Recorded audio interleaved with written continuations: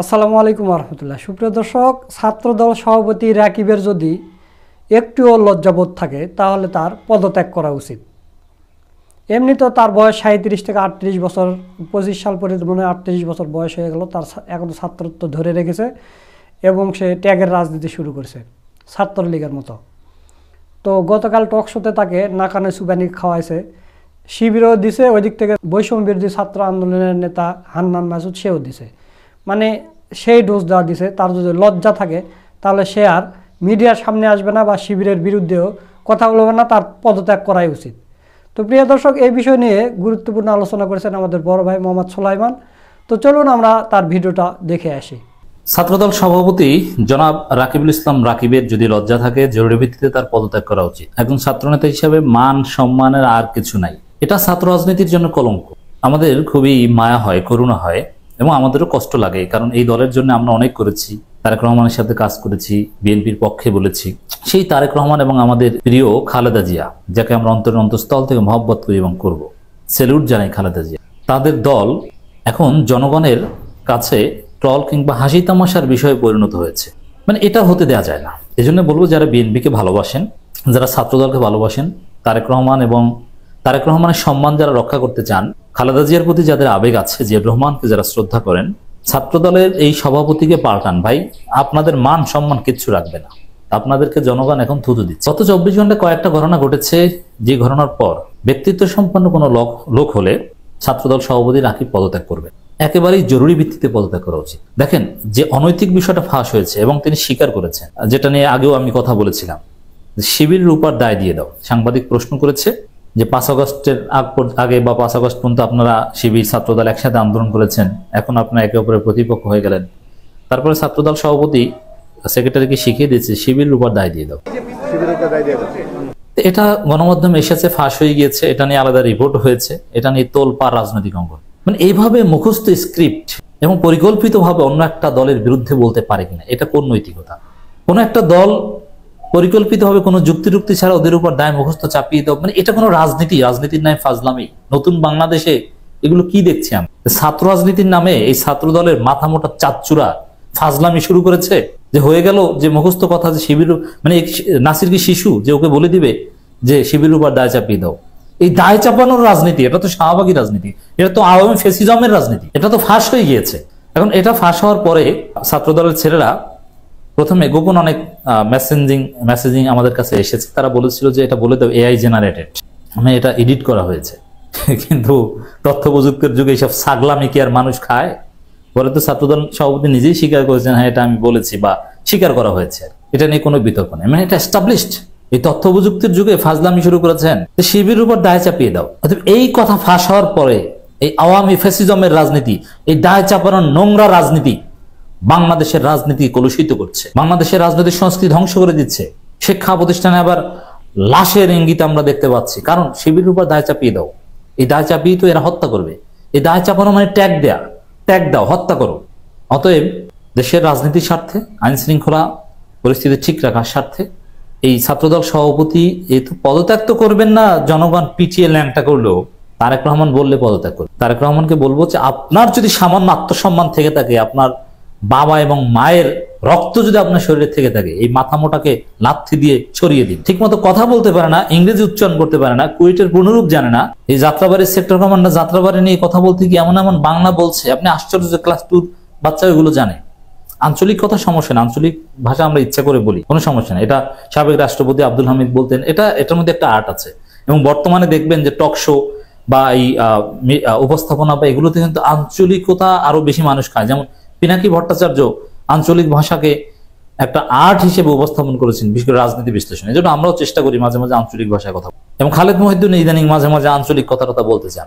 পিনাকি ভট্টাচার্য কি জনপ্রিয় করেছেন, এটা কোনো সমস্যা না, কিন্তু আপনার মিনিমাম ভাষা জ্ঞান তো থাকতে হবে। এটা নেই। আপনি কাকে ছাত্রদল সভাপতি বানিয়েছেন? কিচ্ছু পারে না। কিভাবে পাশ করেছে? এবং নাটক করতে পারে না। মিডিয়ার সামনে বলে শিবির উপর দায় চাপিয়ে দাও, ধরা পড়ে। কি হাস্যকর রাজনীতি! তারেক রহমান উচিত অনতিবিলম্বে তাকে সরিয়ে দেয়া। পদত্যাগ তো করবে না, নির্দেশ দিয়ে দেখ পদত্যাগ করুক অথবা তিনি স্যাক করুক, কারণ এটা তো লেজুর ভিত্তিক ছাত্র সংগঠন। ঘটনা আরেকটা ঘটে গিয়েছে। একদিকে এই কুয়েটের ঘটনা নিয়ে ওভারঅল তো একটা নাকানি চুবানি খেয়েছে। প্রথমে বলেছে যে না না এটা আমরা হামলা করিনি, আমাদের উপর হামলা করা হয়েছে, তারা রিয়াক্ট করেছে, ঢাকা বিশ্ববিদ্যালয়ে মিছিল করেছে ফুটপাতের পাশে দাঁড়িয়ে, নাজু ভাস্কর্য তার জায়গা পায়নি। কত নাটক, দুঃখ প্রকাশ করে, আহতদেরকে দেখতে পাঠায়, তদন্ত প্রতিবেদন, নানান নাটক, খেলা ইত্যাদি ইত্যাদি। শেষ পর্যন্ত কি হলো, কুয়েটে আত্মস্বীকৃত অপরাধী হিসেবে প্রমাণিত হলো ছাত্রদল, এবং কুয়েটে ছাত্র রাজনীতি নিষিদ্ধ হলো। তাদের 12টা বেজে গেল। কিন্তু ঘটনা তো একটা, ছাত্রদলকে তো মাঠে মারা দিলই। মানে ছাত্রদলের মধ্যে দুই একটা ছেলে যারা মেধাবী, এরা আমাদেরকে বলে মাঝে মাঝে, ভাই লজ্জা করে আসলে এইসব নেতাদের নিয়ে। কিভাবে নেতা হয়েছে এটাও আমরা জানি। এই রাকিবটা কিছুতেই ছাত্রদলের সভাপতি, একটা বিশেষ ইনসিডেন্টে হয়েছে। নাসির মোটামুটি স্মার্ট। এরপরে রাতে গেছে টক শোতে। মানে আসলে পড়াশোনা না করলে যেটা হয়, পড়াশোনা না করে এই বৃদ্ধ বয়সে যদি ছাত্র নেতা হয় তাহলে তো এরকম অবস্থাই হয়। শিবির সভাপতি একটা ফেসবুক পোস্ট দিয়েছেন, সেটা একটু নরম নরম কথা, যে না ছাত্রদল আমাদের ভাই, ভুল করলে আমরা শুধরে দিব, আমরা একসাথে কাজ করি, মানে খুব নরম নরম কিছু কথা বলেছে যাতে টক শোতে যায়। টক শোতে যাওয়ার পর তো শিবির সভাপতি ধোলাই দিয়েছেন। আব্দুল হান্নান মাসুদ ছিল, এই টক শো এখন ভাইরাল। এই টক শো বিএনপির জন্য লজ্জা। ছাত্রদল সভাপতি, শিবির সভাপতি, আব্দুল হান্নান মাসুদ, এই তিনজনের যে টক শো, এটা বিএনপির জন্য লজ্জা। বিএনপিকে ডুবাচ্ছে, জিয়াউর রহমানের আত্মা কষ্ট পাচ্ছে এগুলো দেখে। এগুলো কি? তারেক রহমানের দেশে আসার রাস্তা আরো বন্ধ হচ্ছে। তারেক রহমান লজ্জায় দেশে আসতে পারবেন না। কিভাবে ডুবাচ্ছে ছাত্রদলকে? শিবিরকে বলে গুপ্ত সংগঠন। তো শিবির সভাপতি জবাব দিয়ে দিয়েছে, কি হাস্যকর। মানে ঠিক আছে, আপনি বিরোধিতার রাজনীতি করবেন, একটা দলের বিরুদ্ধে আপনি ন্যারেটিভ নির্মাণ করবেন, কিন্তু মিনিমাম সেন্স আছে, যুক্তি থাকে, এরকম তো একটা বলবেন। শিবিরের সব কমিটি ডিসক্লোজড, শিবিরের সব নেতারা ওপেন, শিবির মিছিল করে, সায়েন্স ফেস্ট করে, বইমেলার স্টল আছে, সারা বাংলাদেশে তারা প্রকাশনা উৎসব করে, তারা মিছিল করে, তাদেরকে বলে গুপ্ত সংগঠন। কি হাস্যকর ফালতু কথা। এখন কি করবে তারা? প্রত্যেকে গায়ে লিখে রাখবে, পিছনে সাইনবোর্ড লাগিয়ে ঘুরবে যে আমি শিবিরের 7ই সদস্য। আচ্ছা, শিবিরের সদস্য সম্মেলন হয়েছে, এর মানে বাংলাদেশের সব সদস্য সেখানে উপস্থিত হয়েছে, এর মানে শিবিরের সব সদস্য ওপেন, সারা বাংলাদেশের সব সদস্য ওপেন। ছাত্রদল কোশ্চিন গেলেও পারবে? তাদের তো এরকম ক্যাডার সিস্টেম নেই, স্তর বিন্যাস নেই, বা বিশেষ প্রথম সারি সবাইকে এরকম এক জায়গায় করতে। তো শিবির সেটা করেছে, সমস্ত সদস্যকে একত্র করেছে, এবং সব জায়গায় কমিটি ওপেন। এবং হ্যাঁ, যে সব জায়গায় ছাত্র রাজনীতি নিষিদ্ধ সেখানে শিবির কমিটি দেয় না, যেমন কুয়েটে শিবিরের কোনো কমিটি নেই। এখন এই গুপ্ত সংগঠন বলে যে ধোলাইটা খেয়েছে, কোনো জবাব দিতে পারেন না রাকিব। এরপরে বলেন যে না এরা দুইজন মিলে আমাদেরকে ইন্টারাপ্ট করে, কি বলতে গিয়ে কি বলে ফেলেন। মানে এগুলো কি ভাই? ছাত্রদল এটা জিয়াউর রহমানের সাকসেশন বহন করে, তারা এভাবে নাকানে চুবনি খাবে, এই দলটাকে এভাবে লজ্জায় ফেলবে, এটা কি হয়? ছাত্রদলের ছেলে তোমাদের কি লজ্জা শরম নাই যে তোমরা কাকে নেতা মানছো?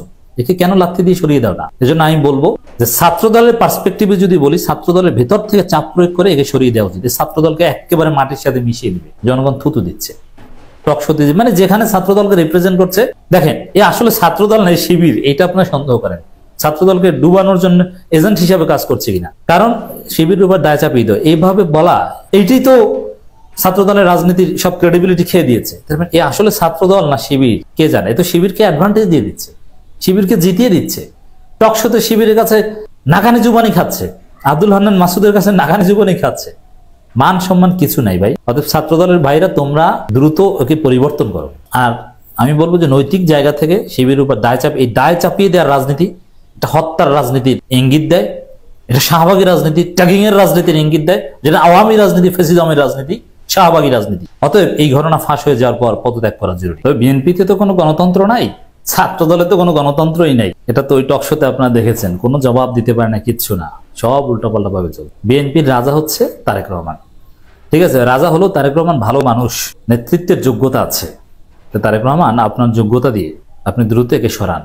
ছাত্রদলের আরেক সাবেক সভাপতি, তাকে কাজী রওনকুল ইসলাম শ্রাবণ, তাকে সরিয়ে দিয়েছিলেন না তারেক রহমান, যে আন্দোলনে ভালো পারফর্ম করতে পারে না।